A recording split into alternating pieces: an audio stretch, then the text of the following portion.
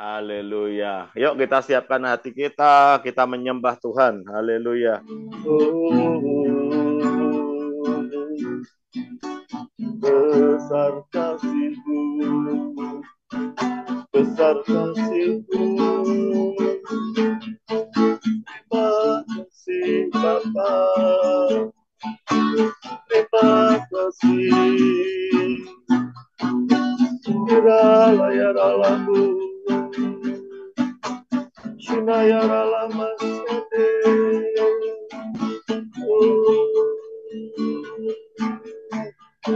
Shirala barala barala barala barala. Shirala barala barala barala barala. Shirala ya ralamu. Haleluya.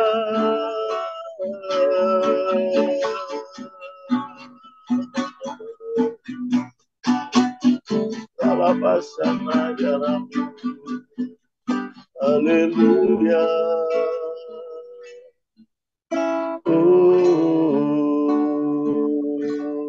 Silahkanlah usah berdoa.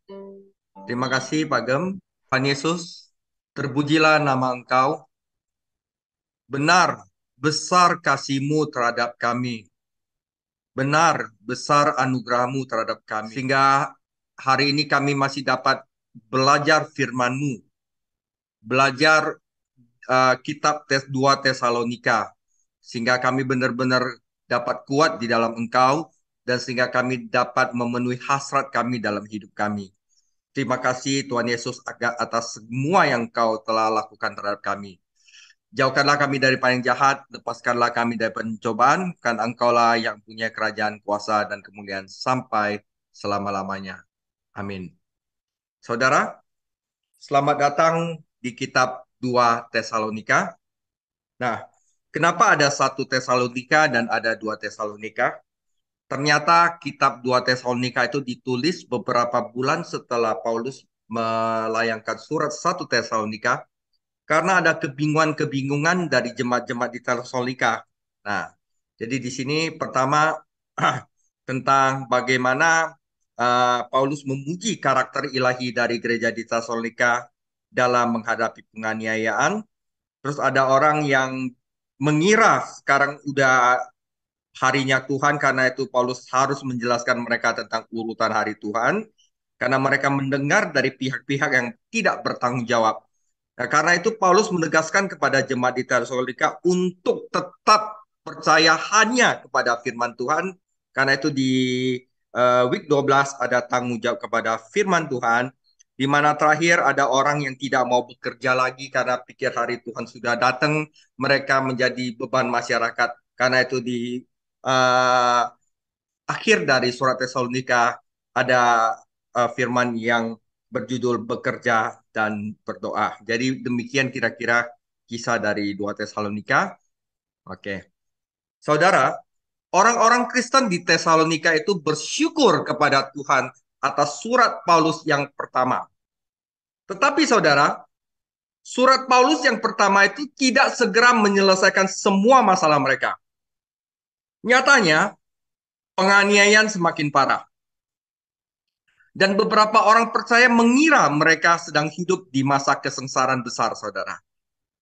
Kemudian sepucuk surat datang yang mengaku dari Paulus, tetapi bukan dari Paulus, entah dari mana, menyatakan bahwa hari-hari Tuhan telah hadir.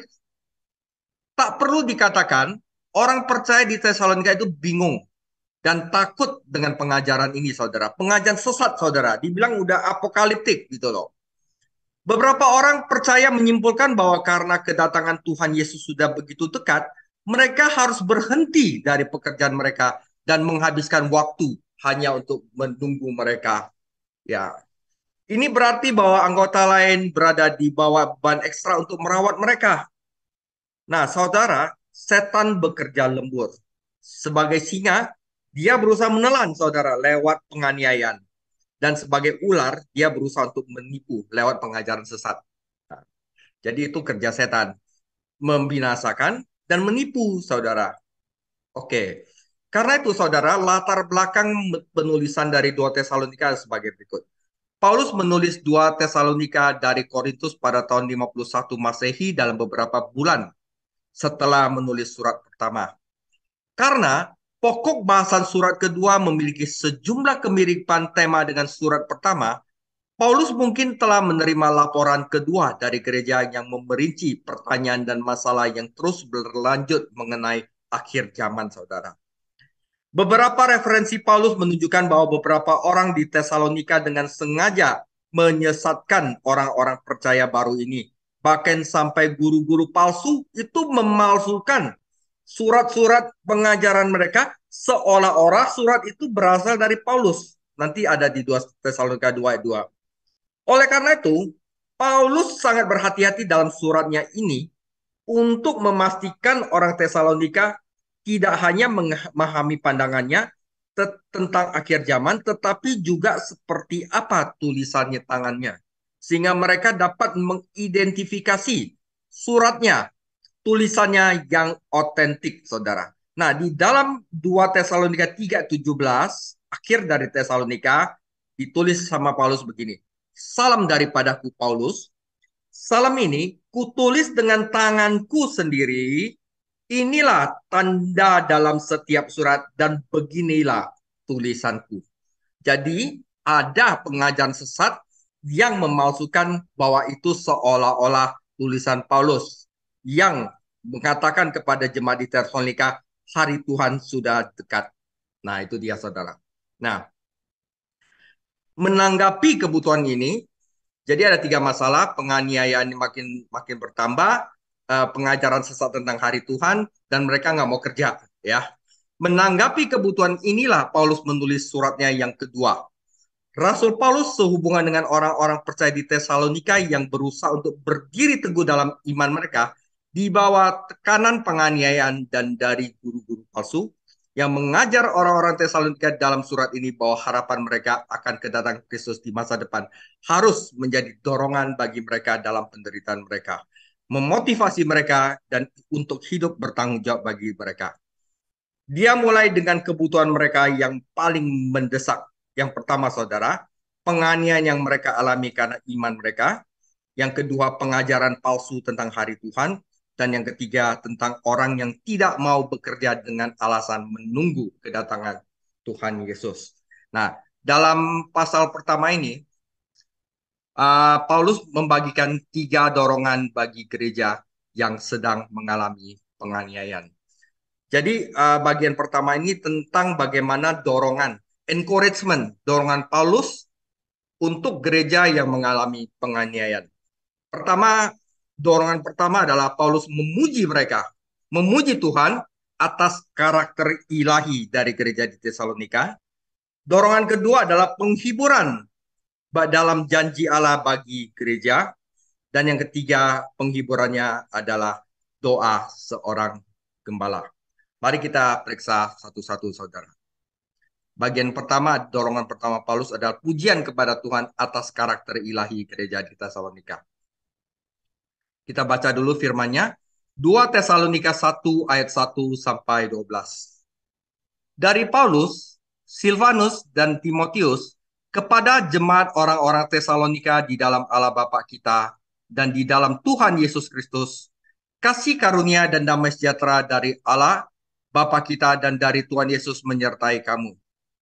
Kami wajib selalu mengucap syukur kepada Allah karena kamu, saudara-saudara, dan memang patutlah demikian, karena imanmu makin bertambah dan kasihmu seorang akan lain makin kuat di antara kamu, sehingga dalam jemaat-jemaat Allah kami sendiri bermegah tentang kamu, karena ketabahanmu dan imanmu dalam segala penganiayaan dan penindasan yang kamu derita.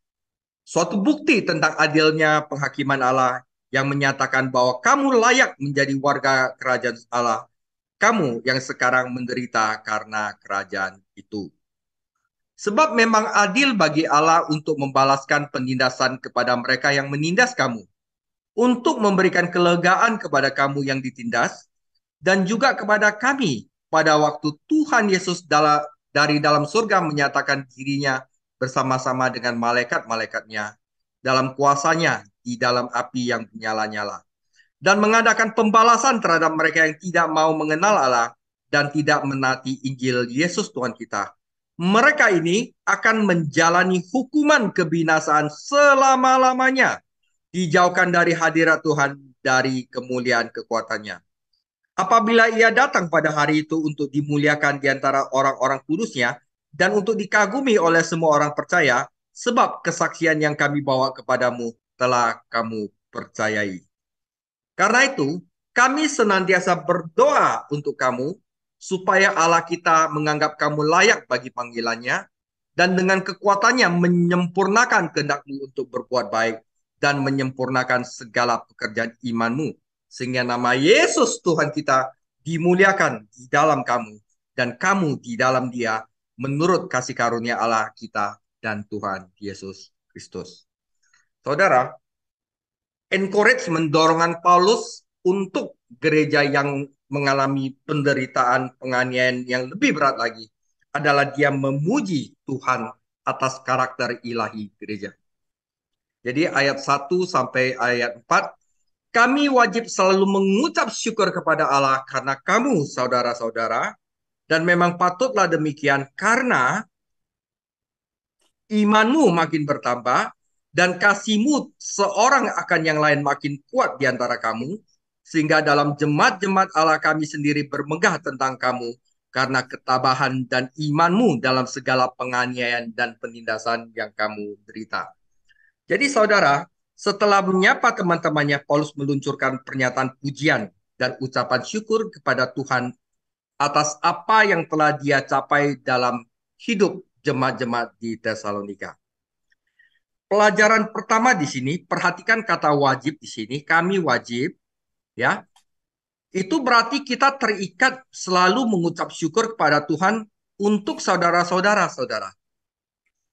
Misalnya saya misalkan di GB Tanah Abang kita memiliki Cieni yang selalu berdoa untuk jemaat-jemaatnya, yang selalu mengunjungi orang-orang jemaat kulkulnya sehingga mereka menjadi kuat di dalam iman. Maka kita wajib berkata demikian kepada Tuhan, bahwa kami mengucap syukur kepada Allah dan Tuhan kita Yesus Kristus apa yang Tuhan telah kerjakan di dalam diri Cieni, sehingga Cieni begitu antusias untuk mendatangi orang-orang kudus. Jadi yang menerima pujian itu bukan Cieni, tetapi Tuhan. Jadi kita mengucap syukur kepada Allah karena apa? Karena apa yang Allah kerjakan di dalam diri umat-umatnya. Nah, gitu, saudara. Jadi pelajaran pertama seperti kata wajib berarti kami terikat untuk selalu mengucap syukur kepada Tuhan untuk Anda. Bagi Paulus, mengucap syukur atas pekerjaan besar Tuhan adalah suatu kewajiban.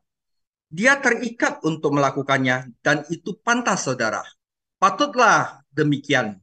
Karena pekerjaan yang Tuhan lakukan pada orang Kristen di Tesalonika, demikian pula kita wajib mengucap syukur atas pekerjaan besar yang Tuhan lakukan kepada kita. Bahkan kepada sesama pengerja kita, sesama umat kita di dalam gereja, saudara. Kita wajib, saudara, dan mungkin kita bisa coba lakukan ini, walaupun kedengarannya geli, saudara. Tapi ini yang diajarkan oleh firman Tuhan, ya, saudara. Nah, dengan kata-kata ini, Paulus menunjukkan kepada kita bahwa kita berkewajiban untuk mengucap syukur kepada Tuhan tidak hanya ketika dia melakukan kebaikan kepada kita, tetapi juga ketika kita mempertimbangkan kebaikan yang telah dia tunjukkan kepada saudara-saudara kita. Nah, pelajaran kedua di sini adalah tugas kita untuk memuji Tuhan. Kita terikat oleh ikatan kasihnya selama kita hidup di dunia ini. Merupakan tugas mutlak dari kehidupan Kristen untuk memuji Tuhan. Salah satu senjata terbaik untuk melawan setan adalah pujian. Terlepas dari penderitanya, Ayub dapat mengenalkan, terpujilah nama Tuhan. Jadi, lain kali jika terjadi masalah dan Anda tergoda untuk menjadi tidak sabar, datanglah kepada Tuhan dan pujilah dia dan mengucap syukur. Nah, saudara, tidak diragukan lagi orang-orang percaya di Tesalonika tidak menganggap diri mereka sangat rohani ketika mereka menderita. Tetapi Paulus melihat apa yang Allah lakukan di antara mereka. Jadi Paulus melihat, ya. Jadi untuk karakter ilahi apa yang ada di dalam gereja di Tesalonika, sehingga Paulus memuji Tuhan, mengucap syukur dan demikian menyemangati teman-temannya di Tesalonika, dan secara tidak langsung itu menjadi dorongan bagi penganiayaan yang ada di dalam gereja Tesalonika. Pertama, karakter ilahi yang ada di gereja Tesalonika adalah iman mereka yang makin bertambah. Yang kedua adalah kasih yang makin kuat di antara gereja-gereja di Tesalonika, iman dan kasih saudara. Dan yang ketiga adalah kesabaran, dan di sini dituliskan iman.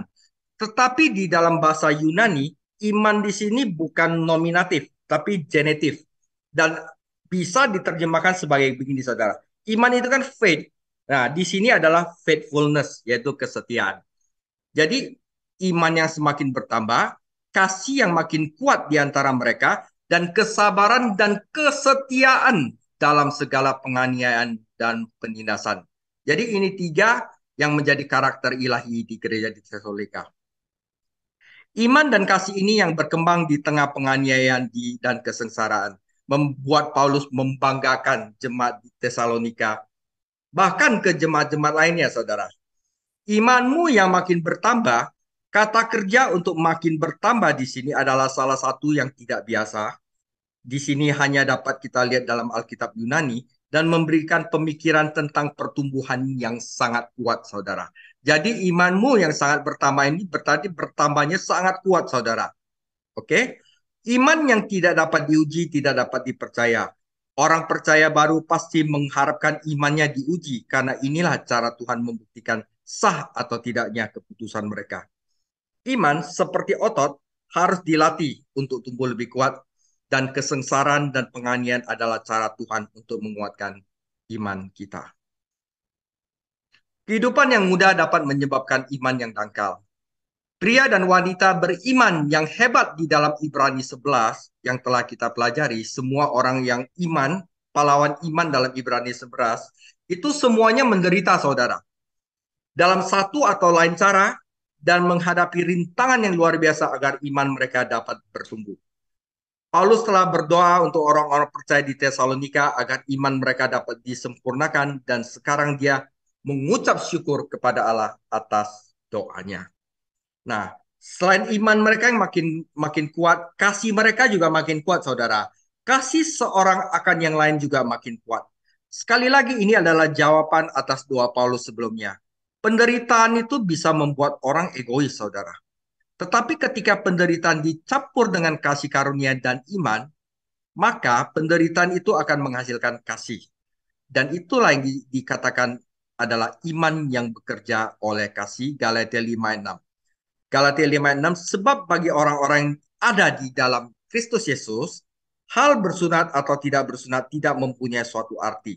Hanya orang yang mempunyai arti di dalam Kristus Yesus adalah orang yang mempunyai iman yang bekerja oleh kasih, saudara.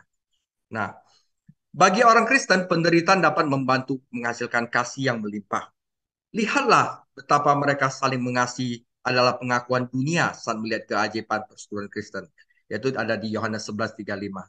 Waktu Tuhan Yesus mau membangkitkan Lazarus, maka menangislah Yesus, kata orang-orang Yahudi. Lihatlah betapa kasihnya kepadanya. Orang-orang percaya awal hanya mematuhi perintah Tuhan, mereka kasihlah satu sama lain. Penderitaan mereka lah tidak menghalangi mereka untuk berbagi kasih dengan orang lain yang menderita. Saudara, karakter ilahi lainnya selain iman dan kasih adalah kesabaran mereka dalam penganiayaan. Mungkin ketekunan akan menjadi terjemahan terbaik dari kata Yunani ini. Roma 5:3. Dan bukan hanya itu saja, kita malah bermegah juga dalam kesengsaraan kita. Karena kita tahu bahwa kesengsaraan itu menimbulkan ketekunan. Anda tidak menjadi sabar dan gigih dengan baca buku atau mendengarkan khotbah. Anda akan menjadi sabar dan gigih jika Anda menderita, saudara. Jadi apa yang dialami orang percaya di Tesalonika ini? Paulus menggunakan beberapa kata untuk menggambarkan situasi mereka. Penganiayaan yang berarti serangan dari luar, atau pencobaan. Penindasan yang secara harfiah berarti tekanan atau kesengsaraan yang diakibatkan oleh pencobaan. Tidak peduli bagaimana kita melihatnya, Orang-orang Kristen di Tesalonika mengalami penderitaan karena iman mereka. Dan tetapi Tuhan tidak pernah menyia-nyiakan penderitaan mereka, saudara. Nah, di sini kita harus tahu bahwa pencobaan itu menguntungkan kita, bukan melawan kita. Ada di Yakobus 1 ayat 1-5. Jika kita mempercayai Tuhan dan berserah kepadanya, maka pencobaan akan menghasilkan ketekunan dan kedewasaan dalam hidup kita. Jika kita memberontak dan melawan keadaan kita, maka kita tetap aja akan tidak dewasa dan menjadi tidak sabar. Tuhan mengizinkan pencobaan agar dia dapat membangun karakter ke dalam hidup kita. Dia bisa menumbuhkan jamur dalam semalam, tetapi butuh waktu bertahun-tahun dan banyak badai untuk membangun pohon beringin yang besar, saudara. Kesaksian mereka juga membantu orang lain. Oleh karena itu, di antara gereja-gereja Allah kami membanggakan ketekunan dan imanmu. Jadi ketekunan dan iman orang-orang di Tesalonika itu bisa dibanggakan Paulus sehingga menjadi kesaksian di jemaat-jemaat yang lain. Penderitaan tidak hanya dapat membantu kita untuk tumbuh, tetapi kita kemudian dapat membantu orang lain untuk tumbuh. Allah mendorong kita agar kita dapat juga mendorong orang lain. Kata yang diterjemahkan iman dalam 2 Tesalonika 1 ayat 4 dapat diterjemahkan sebagai kesetiaan, faithfulness. Sebenarnya keduanya berjalan bersamaan. Kita mengungkapkan iman kita kepada Tuhan melalui kesetiaan hidup kita. Orang Tesalonika itu setia kepada Tuhan dan kepada satu sama lainnya terlepas dari masalah yang mereka alami. Ketika seseorang dalam kesulitan meninggalkan Tuhan dan gereja, ya, ketika seseorang itu ada kesulitan kehidupan, mereka kalau meninggalkan Tuhan dan gereja, dia menunjukkan bahwa dia tidak pernah dilahirkan kembali. Dia itu sebenarnya belum dilahirkan kembali dan bahwa kehidupan rohaninya itu sangat lemah. Seorang Kristen sejati yang bertumbuh itu pasti akan setia apapun yang terjadi. Paulus memiliki alasan untuk memuji Tuhan dan bersyukur atas apa yang Tuhan lakukan kepada kehidupan orang-orang muda Kristen ini. Namun, saudara, ada satu elemen yang Paulus tidak bersyukur atas orang-orang di Tesalonika. Namun, apakah Anda memperhatikan bahwa ada satu elemen yang hilang? Ada iman, ada kasih, tetapi kenapa Paulus tidak memuji mereka atas pengharapan mereka? Pengharapan mereka hilang, saudara. Iman, pengharapan, kasih merupakan bukti orang-orang percaya sejak awal, tetapi Paulus mengucap syukur hanya untuk iman dan kasih mereka. Mengapa? Rupanya mereka bingung, saudara. Mereka terombang-ambing dengan pengharapan mereka. Karena itu, ini membawa kita kepada dorongan kedua, yaitu penghiburan dalam janji-janji Allah, saudara. Kita masuk ke dorongan kedua, penghiburan dalam janji Allah. Nah, kita bacakan pelan-pelan ayat 5 sampai ayat 10. Suatu bukti tentang adilnya penghakiman Allah yang menyatakan bahwa kamu layak menjadi warga kerajaan Allah dan kamu yang sekarang menderita karena kerajaan itu. Sebab memang adil bagi Allah untuk membalaskan penindasan kepada mereka yang menindas kamu dan untuk memberikan kelegaan kepada kamu yang ditindas. Dan juga kepada kami pada waktu Tuhan Yesus dari dalam surga menyatakan dirinya bersama-sama dengan malaikat-malaikatnya dalam kuasanya di dalam api yang bernyala-nyala dan mengadakan pembalasan terhadap mereka yang tidak mau mengenal Allah dan tidak menaati Injil Yesus Tuhan kita. Mereka ini akan menjalani hukuman kebinasaan selama-lamanya, dijauhkan dari hadirat Tuhan dan dari kemuliaan kekuatannya apabila ia datang pada hari itu untuk dimuliakan di antara orang-orang kudusnya dan untuk dikagumi oleh semua orang yang percaya, sebab kesaksian yang kami bawa kepadamu telah kamu percayai. Saudara, tidak peduli betapa sulitnya keadaan mereka saat ini, orang percaya di Tesalonika memiliki masa depan yang aman dan gemilang. Nyatanya, penderitaan mereka adalah bukti. Tanda yang nyata bahwa Allah itu benar, mengerjakan rencana besar bagi mereka, dan kita cenderung berpikir bahwa penderitaan membuktikan bahwa Tuhan tidak peduli. Padahal justru sebaliknya. Selanjutnya, cara kita bertindak pada saat pencobaan membuktikan kepada orang lain bahwa Tuhan sedang bekerja, saudara. Ya, 3 pengalaman terlibat dari janji-janji Allah bagi umatnya. Pertama, saudara, orang yang menderita bagi Allah di saat penganiayaan, pertama mereka akan mendapatkan upah, ayat 5. Nah, upahnya apa? Upahnya bahwa kamu akan dianggap layak untuk kerajaan Allah yang karenanya kamu menderita. Ini adalah salah satu tujuan Tuhan dalam mengizinkan penderitaan mereka. Tidak berarti bahwa penderitaan mereka membuat mereka berhak masuk surga, karena kita tahu bahwa mereka diselamatkan melalui iman kepada Tuhan Yesus. Kata karena kerajaan itu menunjukkan bahwa kelayakan ini terkait baik dengan pengalaman mereka saat ini maupun jalan masuk mereka ke masa depan di dalam kerajaan Allah yang mulia. Dan kita akan menemukan gagasan ini di dalam 1 Petrus 1 ayat 3-9. Suatu hari, saudara, sekarang kita menderita. Tetapi suatu hari Tuhan itu akan membalaskan penderitaan kita kepada orang-orang yang tidak bertuhan. Di dalam mana, saudara? Di dalam kesengsaraan besar. Nah, suatu hari Yesus Kristus akan membalikkan keadaan dan orang jahat akan menderita sementara orang percaya diberi upah mahkota. Tuhan kita tidak pernah menjanjikan bahwa kita hidup di sini akan mudah. Sebenarnya dia mengajarkan bahwa kita harus menghadapi kesulitan dan berperang, namun dia juga menjadikan upah di masa depan bagi semua yang setia kepadanya. Yang kedua tentang pembalasan, saudara. Dan kita harus tahu, Tuhan akan membalas penderitaan bagi yang terhilang. Tetapi kelegaan bagi yang diselamatkan. Tentu saja orang fasik yang menganiaya orang saleh tidak selalu menerima pembayaran yang adil dalam hidup ini. Nyatanya kemakmuran yang tampak dari orang fasik dan kesulitan dari orang saleh telah menimbulkan masalah banyak bagi banyak umat Allah. Mengapa menjalani kehidupan yang saleh jika satu-satunya pengalaman kita adalah penderitaan? Sebagai orang Kristen, kita harus hidup untuk kekekalan dan bukan hanya untuk saat ini. Nyatanya dengan hidup, dengan memandang nilai-nilai kekekalan, itulah yang membuat kehidupan Kristen kita bermakna saat ini. Kita berjalan dengan iman, bukan dengan melihat. Masa depan seperti apakah yang dihadapi oleh orang-orang tidak percaya? Kita harus tahu, saudara. Kalau kita adalah orang tidak percaya, orang-orang terhilang, masa depan seperti apa yang dihadapi oleh orang-orang tidak percaya? Lihatlah kata-kata dramatis yang digunakan Paulus untuk menggambarkannya. Kesengsaraan besar, pembalasan dari Allah, nyala api, hukuman, dan kebinasan abadi, saudara.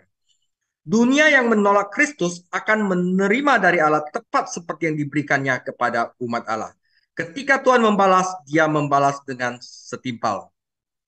Firaun mencoba untuk menenggelamkan semua bayi-bayi yang lahir dari orang Yahudi.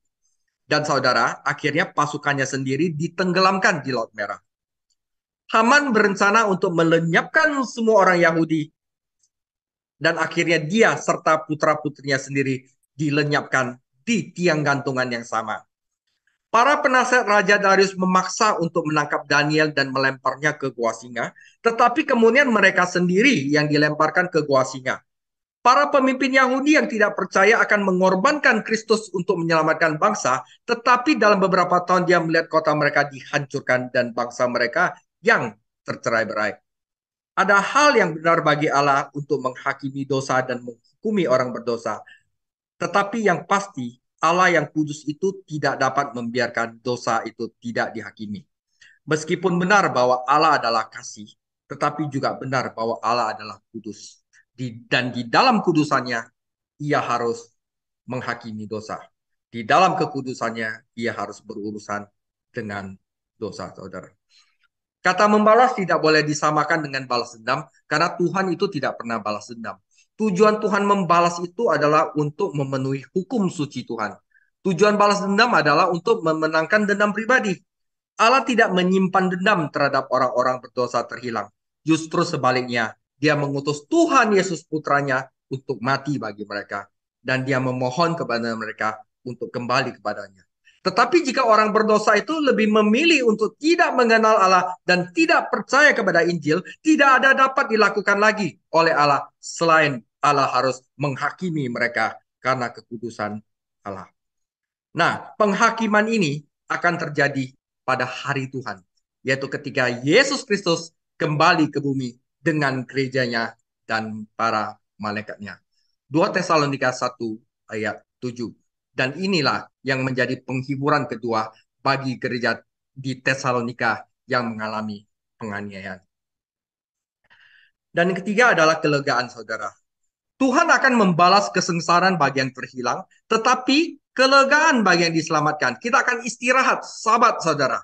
Saya percaya bahwa frasa pertama dalam 2 Tesalonika 1 ayat 7 harus diperlakukan sebagai tanda kurung untuk membalas kesengsaraan mereka bagi mereka yang menindas kamu. Dan bagi kamu yang diselamatkan, kelegaanlah yang kamu dapatkan ketika Tuhan Yesus akan dinyatakan. Orang-orang kudus akan menerima kelegaan mereka ketika Tuhan kembali di udara dan mengangkat kita untuk bersamanya selama-lamanya. Kata kelegaan itu berarti istirahat, kelepasan, tidak di bawah tekanan. Ini kebalikan dari kesengsaraan. Kata kelegaan itu menggambarkan pelepasan tali busur, saudara. Lepas, bebas, merdeka. Dalam kehidupan ini, umat Allah itu ditekan dan ditindas dan dibawa beban pencobaan dan penganiayaan. Tetapi ketika kita melihat Yesus Kristus, kita akan dibebaskan. Kita tidak perlu takut akan murka dan penghakiman yang berapi-api karena Allah telah menghakimi dosa-dosa kita lewat Tuhan Yesus di kayu salib. Saudara, ini ada satu cerita. Seorang dokter Kristen telah mencoba bersaksi kepada seorang wanita yang sangat bermoral, yang berasal dari sebuah gereja yang menyangkal perlunya keselamatan dan realitas penghakiman di masa depan. Perempuan itu berkata, Tuhan terlalu mencintaiku karena aku adalah orang yang sangat bermoral untuk menghukumku. Saya tidak percaya bahwa Tuhan akan membuat tempat seperti lautan api. Nah, saudara dia berkata demikian. Dan itu wanita itu jatuh sakit dan diagnosisnya adalah kanker. Diperlukan operasi. Nah, dokter itu berkata sama perempuan itu, saya ingin tahu apakah saya benar-benar harus mengoperasi Anda, kata dokter kepadanya di kamar rumah sakitnya. Aku benar-benar terlalu mencintaimu untuk banyak memotongmu dan membuatmu sakit. Perempuan itu kata, dokter, jika Anda benar-benar mencintai saya, maka Anda akan melakukan segala kemungkinan untuk menyelamatkan saya. Bagaimana Anda bisa membiarkan benda mengerikan ini tetap ada di tubuh saya? Nah, saat itulah dokter ini menginjil. Maka mudah bagi dokter itu untuk menjelaskan bahwa apa itu kanker bagi tubuh, dosa bagi dunia. Keduanya harus ditangani secara radikal dan tuntas. Jadi sama seperti dokter tidak dapat mencintai kesehatan tanpa membenci penyakit kanker dan mengenanganinya, demikian pula Tuhan tidak dapat mencintai kebenaran tanpa membenci dosa dan menghakiminya. Saudara begitu. Nah, masa depan apakah yang tersedia bagi yang terhilang? Saudara, mereka akan mendapatkan hukuman dan penghakiman kekal.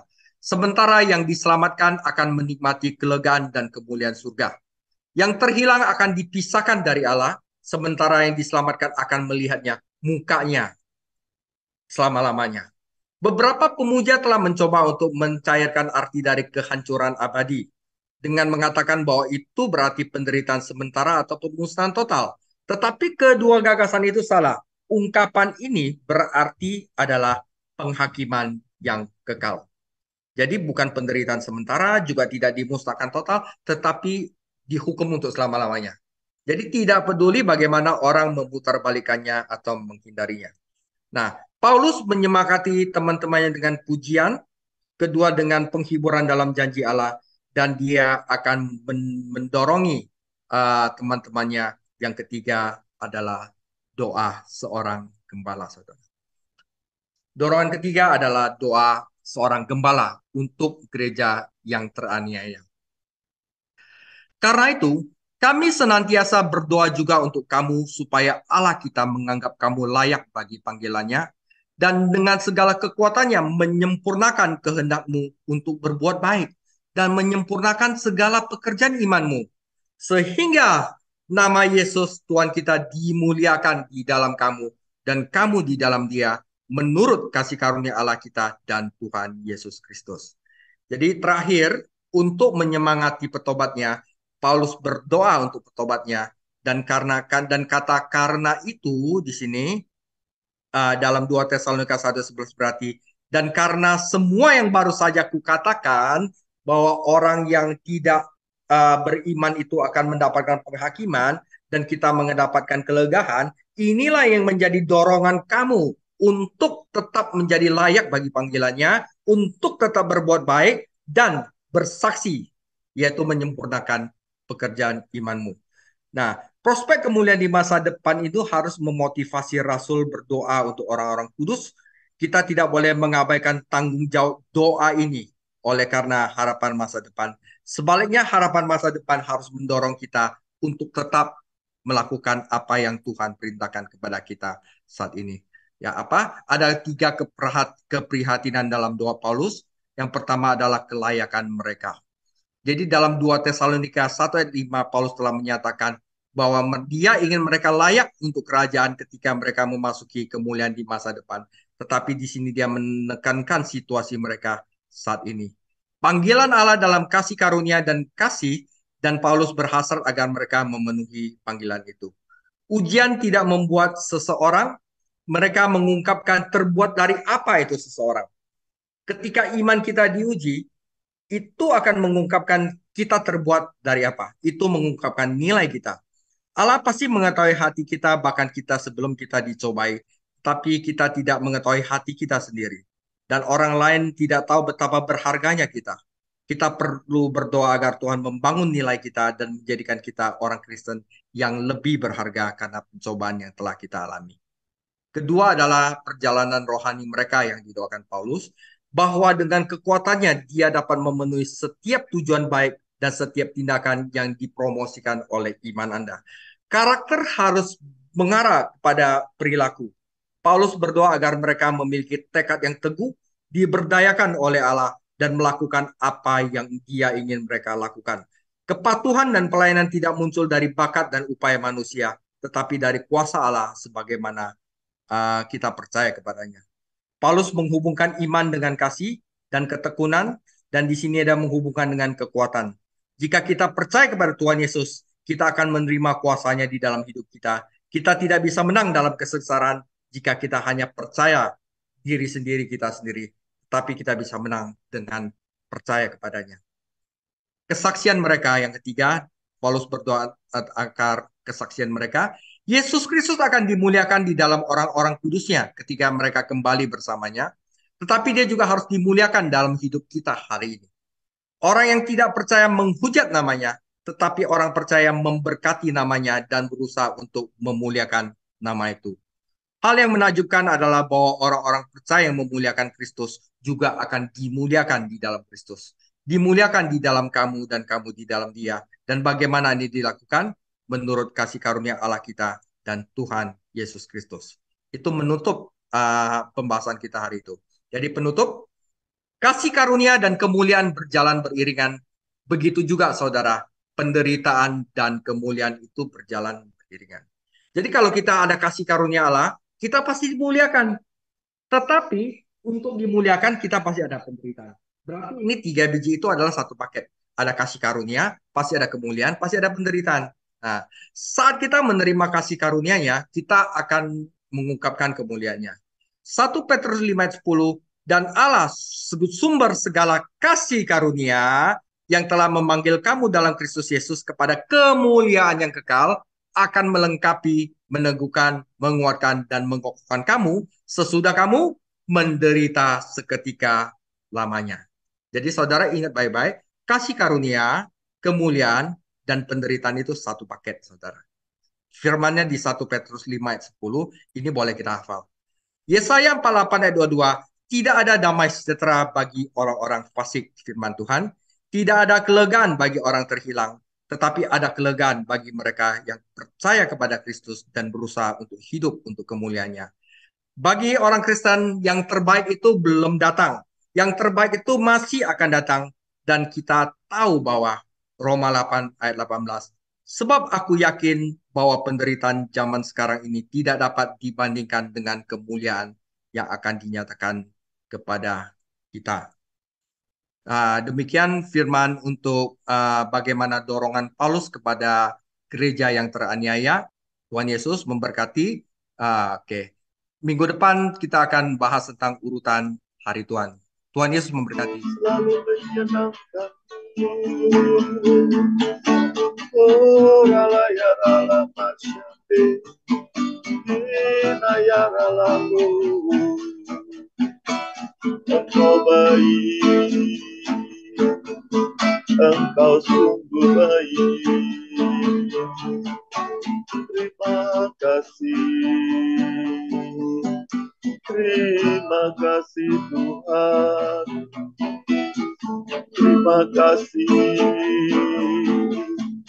terima kasih ya Bapa. Haleluya. Bapak terima kasih kalau malam hari ini kami boleh Bible study. Terima kasih Tuhan, terima kasih. Roh Kudus, Engkau yang mengajari kami. Roh Kudus, Engkau yang selalu mengingatkan kami tentang firman-Mu, tentang pelajaran-pelajaran yang kami pelajari khususnya setiap hari Rebo ini. Ora pata kaya rala barala barala barala, dan Roh Kudus Engkau menjamah setiap kami malam hari ini. Jamah. Ora la pata kaya rala barala barala barala. Biar hati kami menjadi tanah yang subur untuk firman-Mu. Biar Roh Kudus yang terus menuntun setiap kami.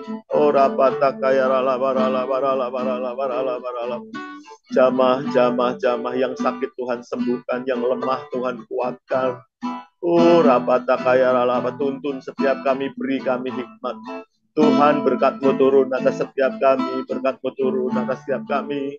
Engkau memberkati apa yang kami kerjakan, apa yang kami lakukan, Tuhan, buat berhasil dan beruntung.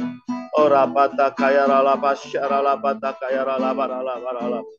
Shirala pata kaya rala barala barala barala barala barala barala barala barala. Terima kasih Tuhan, terima kasih. Juga malam hari ini kami berdoa untuk Pastor David yang telah mengajar kami. Tuhan berkati hamba-Mu ini. Berkati dengan kesehatan, dengan hikmat, dengan kekuatan yang daripada Engkau. Tuhan berkati istri dan anak-anaknya. Tuhan berkati usaha dan pekerjaannya. Tuhan berkati pelayanannya. Terima kasih Tuhan, biar melalui hamba-Mu ini terus kerajaan Allah semakin disebarluaskan. Dan Engkau memakai terus hamba-Mu Pastor David Sang untuk menjadi berkat bagi banyak orang. Terima kasih Bapak, terima kasih. Dan kalau sebentar kami mau akhiri kelas kami malam hari ini, mari Bapak, Engkau curahkan berkat-Mu atas setiap kami berlimpah-limpah. Mari Bapak, Ibu, Saudara, rekan-rekan semua angkat kedua tangan-Mu depan Tuhan. Kekasih-kekasih Kristus, kita akhiri kelas kita hari ini. Terimalah berkat yang berlimpah-limpah, kemenangan demi kemenangan dari Allah Bapa kita di surga, anugerah yang sempurna di dalam anaknya Tuhan Yesus Kristus, dan persekutuan yang erat oleh Roh Kudus menyertai-Mu dari saat ini sampai Maranatha. Mari kita semua yang dikasihi dan diberkati oleh Tuhan Yesus Kristus, kita katakan amin. Tuhan Yesus memberkati. God bless you all. Thank you.